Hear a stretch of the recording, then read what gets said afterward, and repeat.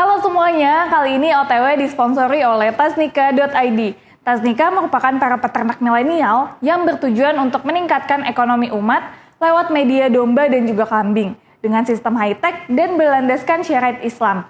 Terus Tasnika mempunyai perencanaan kurban di awal waktu dengan harga yang terjangkau dan persebaran kurban yang merata. Bagi teman-teman yang lagi nyari kambing ataupun domba, bisa langsung cek IG-nya di tasnika.id. Halo, selamat datang di podcast Observe the World. Konten yang menyediakan informasi tentang bisnis maupun profesional. Without further ado, let's get started.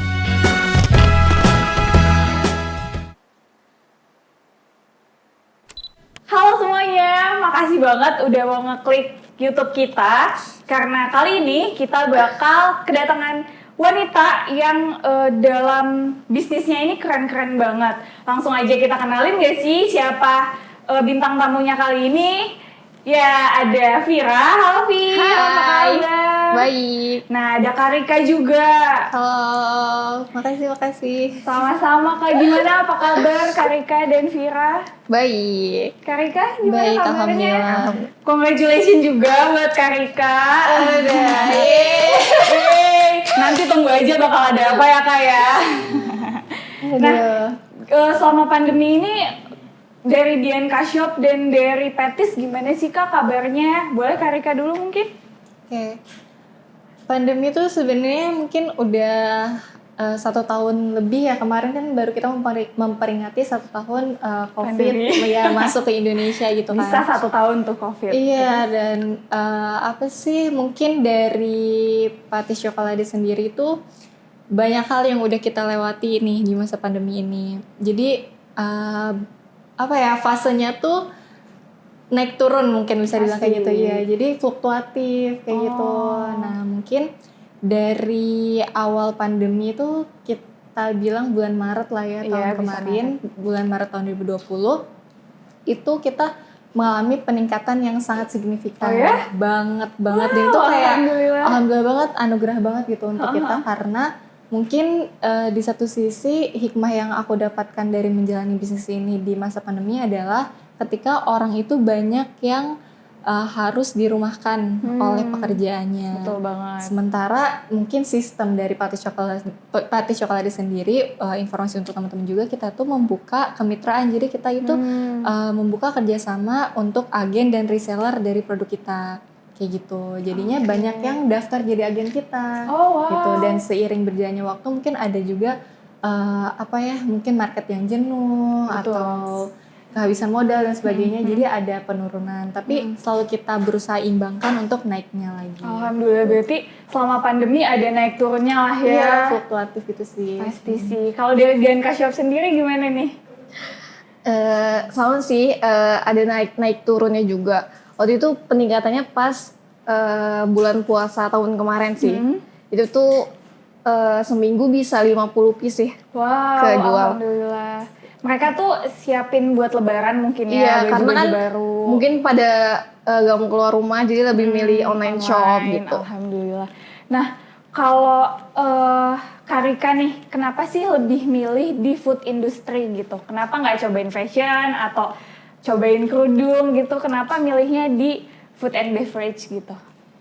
Kalau aku pribadi itu lebih ke food and beverage itu mungkin nggak ada musimnya. Semua orang tuh butuh makan. Semua orang pasti makan. Semua orang pasti makan. Siapapun orangnya dia pasti butuh makan. Jadi akhirnya terjun di dunia ini. Dan yang penting juga adalah kita itu mengenali partner kita.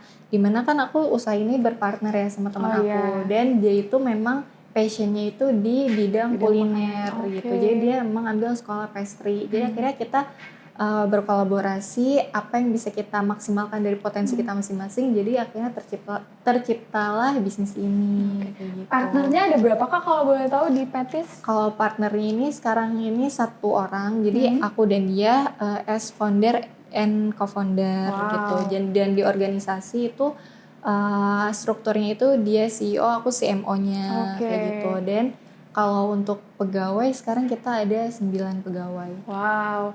Kalau dari Bianca Shop sendiri, apakah sendiri aja nih seorang atau ada sih teman-teman yang bantuin atau gimana tuh? Kalau dari Bianca Shop itu semuanya masih sendiri ya. Oh, wow. Semuanya. Jadi mulai dari lo nyari bahan, Ya dari nyari konveksi, dari Foto-foto, iklan, foto iklan. semua Bu. Tapi lagi coba buat cari-cari itu sih jasa foto udah mulai coba. Jadi kalau foto-foto sendiri masih udah coba cari yang profesional. Oke. Bagus banget karena makin kesini tuh kita mulai lihat dari segi fotonya, dari segi reviewnya kan. Kalau makanan tuh pasti reviewnya ya Kak, apalagi di Shopee dan lain-lain tuh orang pasti nge-scroll bagian review. Terus kalau di baju-baju sendiri reviewnya tuh gimana sih dari orang-orang? Apakah dia ngepost terus misalkan nge-tag BNK Shop suka banget, atau biasanya feedback dari pelanggan tuh gimana sih? Feedback itu kan kalau dari BNK Shop itu selalu packingnya itu aku kasih parfum. Jadi mereka tuh suka kalau misalkan yang wangi-wangi gitu. Iya, aku pernah beli dan emang bajunya udah wangi banget. Wah, kayak seneng banget punya kan, Kak? Iya. Dan kalau Petis juga dari layering-nya juga udah cantik gitu. Jadi cute orang-orang gitu ya. bakal tertarik gitu kan. Iya. Nah, strategi apa sih yang di saat pandemi ini kira-kira dibutuhin gitu sama pedagang atau orang-orang yang jual di sana gitu? Apakah harus media sosialnya digemborin, atau kalau dari Petis dan BNK Shop sendiri strateginya lebih menonjolkan ke arah mana? Boleh BNK dulu? Strateginya inovasi sih. Karena tuh kalau aku kan masih online shop, belum ada offline. Offline store. Jadi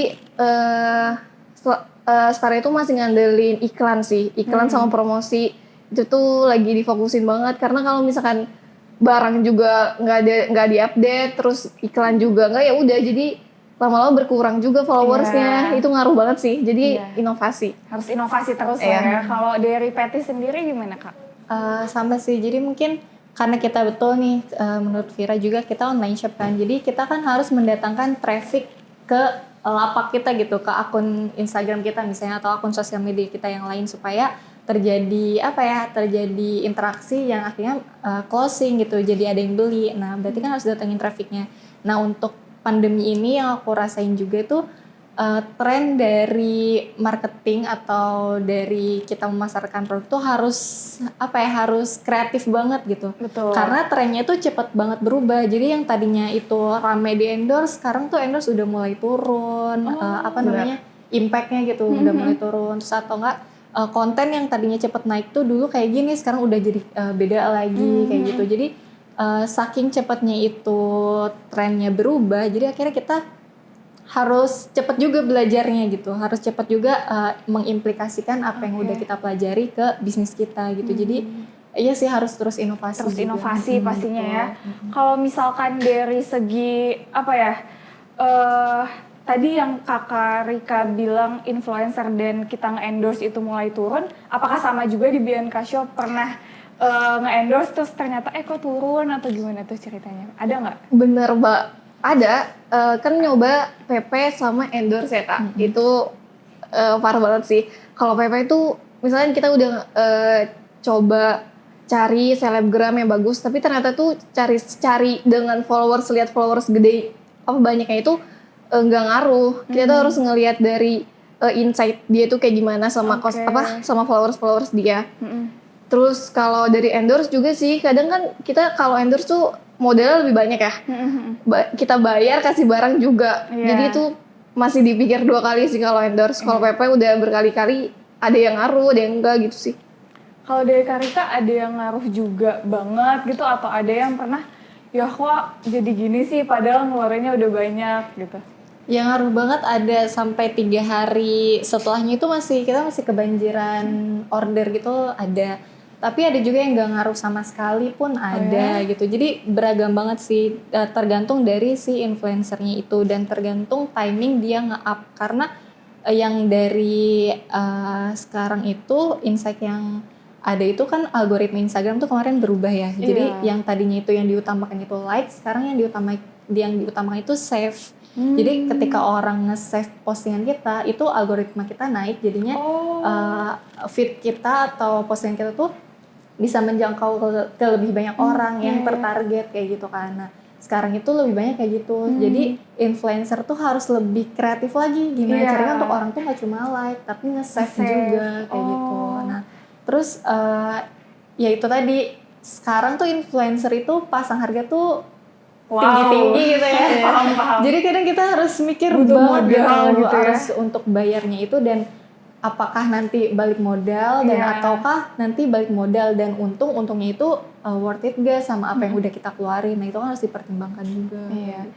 Bagus banget tuh tadi teman-teman pasti dapat pelajaran kan gimana algoritma Instagram, gimana caranya inovasi terus. Kayak kalau misalkan di NK Shop yang aku lihat di Instagramnya tuh selalu ada season gitu. Misalkan ngeluarin ini, ngeluarin itu, terus kayak kita diajak disordered gitu-gitu kan jadinya seru ya buat kita juga. Terus kalau dari Petis kemarin ada yang rasa lotus, bener nggak Kak? Dan itu tuh lotus paling sering dicari sih sekarang-sekarang ini. Nah, kalau misalkan dari segi wanita nih Kak, kan di sini sebagai wanita yang memiliki bisnis gitu, apa sih plus minusnya atau apa sih yang yang buat Kakak berani buat jadi entrepreneur walaupun wanita gitu, keberanian apa yang Kakak tanamin dan Vira tanamin? Aku dulu atau Vera dulu? Boleh Kak Rika dulu. Apa ya, mungkin ada walaupun kita perempuan tapi kan yang pasti kita tuh pengen tetap berkarya. Betul. Kita pengen kan mandiri finansial, ya Setuju dong. banget. Karena kenapa? Karena yang pertama mungkin kita punya mimpi apa, tujuan yang ingin kita capai. Terus juga kebutuhan cewek biasanya lebih banyak daripada cowok. Skincare Banyak gitu ya, maunya baju-baju. gitu kan. Nah, dan yang tadi sih tujuan dan mimpinya juga harus jelas gitu. Dan motivasi kita untuk mencapai mimpi itu tuh apa? Nah, kalau misalnya aku pribadi memang pengennya tuh aku tuh jadi entrepreneur, pengen jadi pengusaha wanita gitu yang emang bisa bermanfaat buat orang banyak dan aku bisa mandiri finansial gitu. Jadi walaupun aku seorang perempuan tapi aku mandiri finansial dan emang aku pengen hal itu gitu. Jadi diusahakan dan memang sesuai dengan kemampuan aku sih. Jadi sesuai dengan kapasitas aku yang bisa aku maksimalkan kayak gitu. Jadi wanita tuh harus tetap bisa mandiri finansial, bisa ngelakuin segala sendiri, bisa buat bisnis sendiri tuh sebuah hal yang banyak juga kok dilakukan sama orang-orang di sana ya kayak. Berarti kita juga bisa gitu. Kita juga Kalau bisa. misalkan Vira, kenapa nih berani jadi woman entrepreneur? Harus berani lah. Harus berani lah. Aku tahu kalau Vira ini orangnya to the point gitu. Jadi kalau satu harus berani lah. Misalkan Apa itu harus berani lahnya gimana? ya harus berani. Itu tadi kenapa ya? Kenapa kalau wanita tuh sekarang pada takut gitu untuk memulai? Mungkin tuh takut karena apa coba? Kan kalian tuh bisa.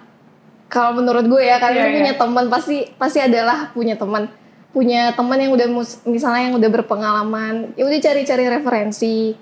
Terus banyak-banyakin nanya gitu, dia tuh kayak gimana. Pasti dapat pelajaran juga, jadi nggak harus ada yang ditakutin.